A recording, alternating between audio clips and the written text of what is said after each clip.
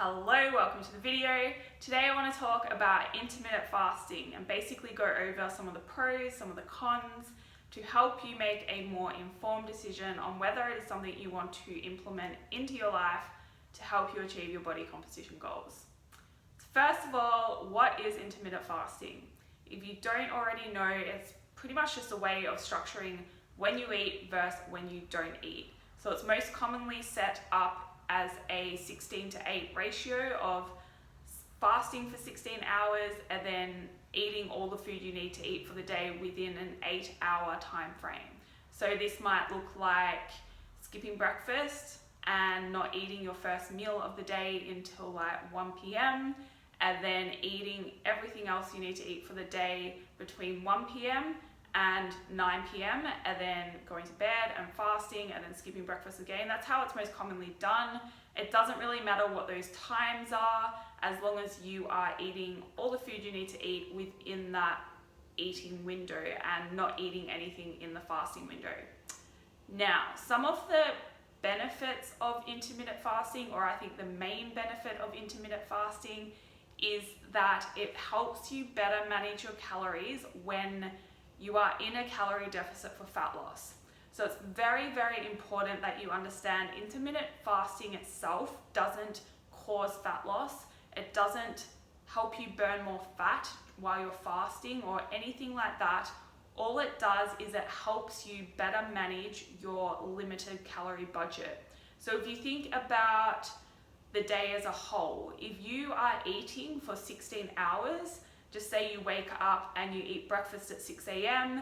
and you eat throughout the day then, because that stimulates your hunger, that first meal. Then you get hungry again at 10 a.m. and you have a coffee, like a milky coffee or some kind of snack, and then you'll have lunch, and then you'll have snack later, then you'll have dinner, and then maybe something else after. If you're eating for that whole day from 6 a.m. to just say 10 p.m. or 9 p.m., it's going to be a lot harder to stick to your calorie deficit, so reduce calories, than what it would if you're just eating for 8 hours. So your calorie budget is going to be smaller when you are in a calorie deficit for fat loss. Just say you have 2,000 calories to eat for the day when you're in a calorie deficit. That's your deficit. That might be, you might only have 1,500 calories, but let's just say 2,000 because that's an easy number.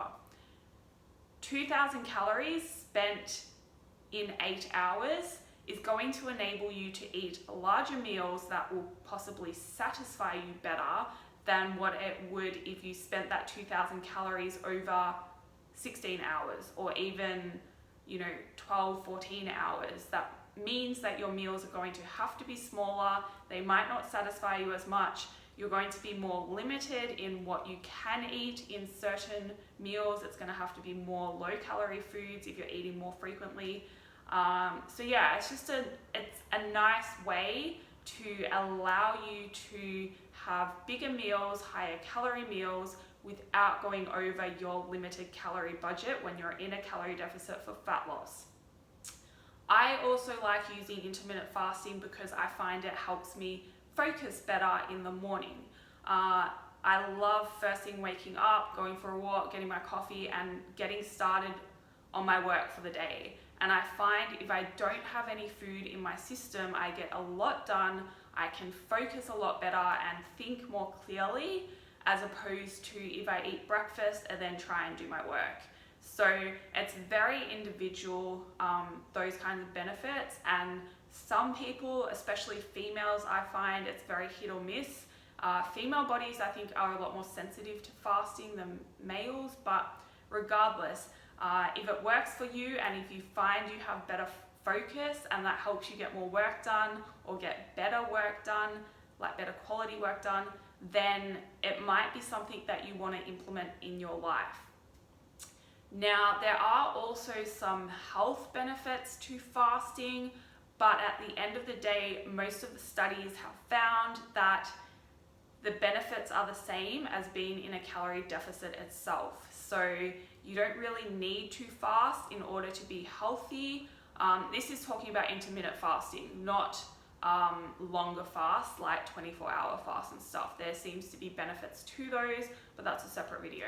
So Health benefits, yes, but if you're eating in a calorie deficit anyway, you're going to get those health benefits, so you don't really need to fast to achieve that.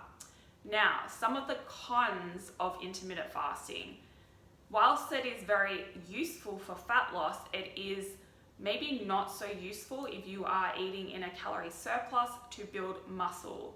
The reason being is the opposite of the fat loss example. If you now have, instead of just 2,000 calories, if you're trying to eat 3,000 calories, it is going to be a lot harder to eat all of those 3,000 calories in 8 hours as opposed to breaking it up into more frequent meals throughout the day. Because trying to fit all that food into 8 hours means you're going to have to eat bigger meals and more meals probably within 8 hours, and you're not really going to give your body the time to digest it and get hungry again. So it's just going to be harder to fit all that food into that window as opposed to breaking it up and eating more regularly throughout the day. Another con I find of intermittent fasting is it's not a great strategy if you don't have a good relationship with food. And what I mean by that is I've found with myself in the past and also with clients who have had eating disorders or are just in that mindset that food is good or bad, and if I overeat it's really bad and I'll get fat and that kind of thing, or if you're a binge eater or yo-yo dieter, it can set you up with this propensity to hoard food. And because what happens is you get used to not eating for the morning, and then you go into your eating window and you try and save calories to later and later in the day. And if you're someone that does that already, like, I just think it's better to work on your relationship with food first, heal that, and then use intermittent fasting, because you don't want to set yourself up with that habit of hoarding calories to later. It's not going to lead to good things. Now, the other con is that it can also be antisocial, which is like a small con, I guess, but it still makes a difference. If you're someone that really likes eating breakfast, then intermittent fasting isn't going to make you happy. And if you look forward to those weekends where you go out with your family and your friends and you have breakfast, and then all of a sudden you're using intermittent fasting, like, that's not going to be good for you in terms of being social and enjoying yourself and enjoying your life.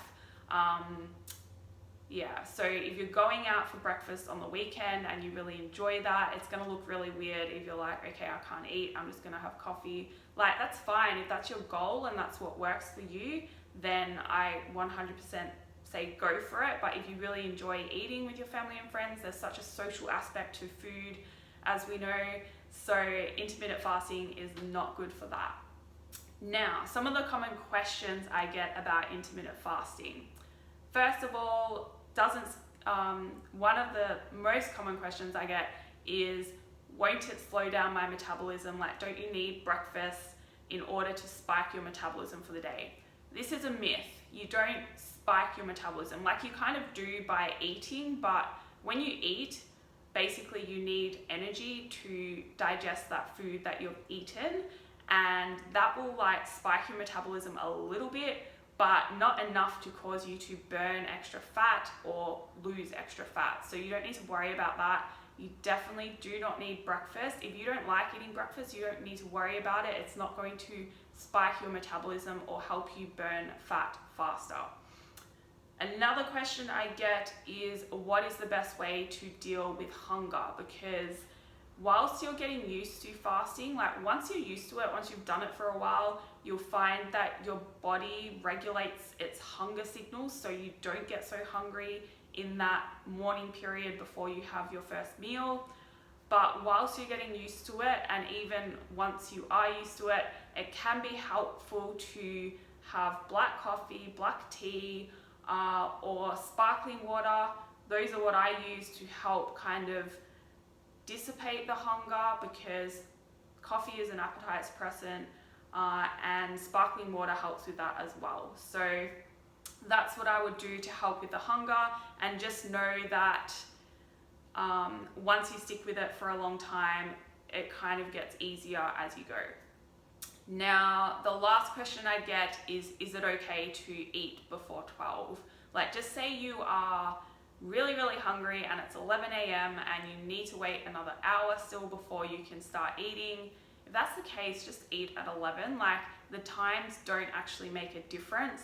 It is your calorie budget at the end of the day. So as long as you stick to your calorie requirements for your goal, you will achieve your goals. So if your goal is fat loss, you need to be in a calorie deficit.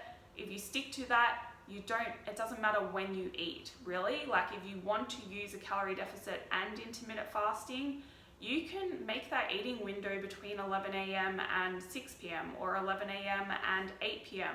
It's still going to shorten the time that you eat, as opposed to starting your day and eating at 6 a.m. and finishing and eating at 8 p.m.